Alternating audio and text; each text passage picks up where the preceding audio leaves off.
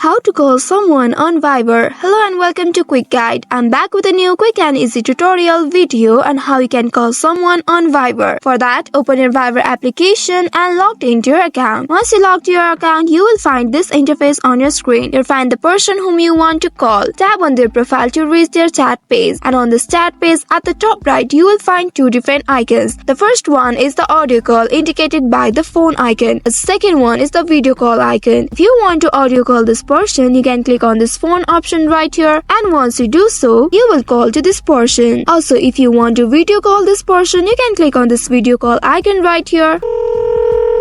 And now you will video call this person. So in this way you can call someone on Viber. That's all for today's video. Thanks for watching till the end. If you found this video helpful, don't forget to like, share and subscribe the channel. Also hit that bell icon to get notifications on more such helpful tutorials. See you in next video. Stay connected.